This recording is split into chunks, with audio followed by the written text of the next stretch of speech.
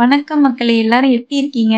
Today ஒரு super tasty chicken gravy recipe தான் பார்க்க போறோம். பேச்சுலர்ஸ் அப்புறம் டாட்ஸ், லிட்டில் பிரின்சஸ்க்கு ரொம்பவே யூஸ்ஃபுல்லா இருக்கும். பிகாஸ் இதுல கம்மியான இன்கிரீடியன்ட்ஸ் யூஸ் பண்ணி ரொம்பவே ஈஸியா எப்படி பண்றதுன்னு காமிச்சிருக்கேன். இந்த ரெசிபி ஒரு 1/4 கிலோ சிக்கன்ல பண்ணி காமிச்சிருக்கேன். நீங்க ஒருவேளை 1/2 கேஜி இல்லன்னா 1 கேஜி சிக்கன்ல பண்ண போறீங்கன்னா, நான் போடுற இன்கிரீடியன்ட்ஸ் எல்லாமே அப்படியே டபுள் பண்ணிக்கோங்க.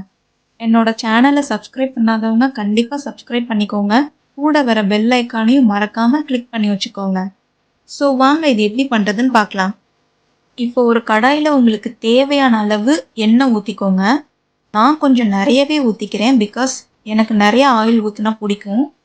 எண்ணெய் நல்லா ஹீட் ஆனதும் 2 மீடியம் சைஸ் வெங்காயம், அப்புறம் 2 மீடியம் சைஸ் தக்காளி, இது ரெண்டும் ஒன்றா போட்டு கொஞ்சம் நேரம் வதக்கி விட்டுக்கோங்க. இது லைட்டாக வதங்கிட்டு இருக்கப்பவே 2 டேபிள் ஸ்பூன் இஞ்சி பூண்டு பேஸ்ட் போட்டு நல்லா வதக்கி விட்டுக்கோங்க. இந்த இஞ்சி பூண்டோட ஸ்மெல் எல்லாம் போனதும் சிக்கன் ஆட் பண்ணிக்கோங்க. இப்போ வாட்டர் எதுவும் ஊற்றக்கூடாது. பிகாஸ் சிக்கன்ல இருந்தே உங்களுக்கு கொஞ்சம் தண்ணி விடும். ஸோ கொஞ்சமாக மிக்ஸ் பண்ணி விட்டு ஒரு 2 நிமிஷம் மூடி வச்சுக்கோங்க. இப்போ அந்த ஆனியன், டொமேட்டோவோட எசன்ஸ் எல்லாம் சிக்கன்ல இறங்கியிருக்கும். 3 மசாலா தான். கறி masala 3 spoon, chicken masala 3 spoon, garam masala 2 spoon, இது எல்லாம் போட்டு நல்லா மிக்ஸ் பண்ணி விட்டு 5 மினிட்ஸ்க்கு மூடி வைங்க.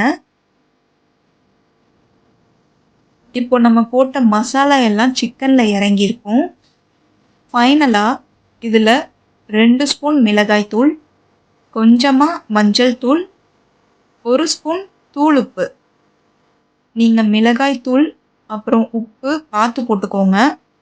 நல்லா காரசாரமாக சாப்பிட்றவங்களா இருந்தால் 2 ஸ்பூன் தாராளமாக போதும். இல்லை காரம் கம்மியாக சாப்பிடுவேன்னு சொன்னால் 1 ஸ்பூன் போதும். இதையும் நல்லா சிக்கனோட சேர்த்து மிக்ஸ் பண்ணுங்க. இதுக்கப்புறம் உங்களுக்கு கிரேவி எவ்வளோ தேவையோ அதுக்கு தகுந்த மாதிரி தண்ணி ஆட் பண்ணிக்கோங்க. நான் ஒரு 1.5 கிளாஸ் தண்ணி ஆட் பண்ணியிருக்கேன். லாஸ்ட்டாக ஒரு டீஸ்பூன் சுகர். இதுதாங்க மெயினே, உங்களோட காரம் உப்பு எல்லாத்தையும் பேலன்ஸ் பண்ணி கொடுக்கும். இதுக்கு பதிலாக நம்ம நாட்டு வெல்லம், நாட்டு சர்க்கரை கூட நீங்கள் ஆட் பண்ணிக்கலாம். இப்போ இதை ஒரு 10 நிமிஷம் மூடி வச்சு லோ ஃப்ளேமில் கொதிக்க விடுங்க. இப்போ நம்மளோட சிக்கன் கிரேவி நல்லா எண்ணெய் பிரிஞ்சு சூப்பராக ரெடி ஆகிடுச்சு.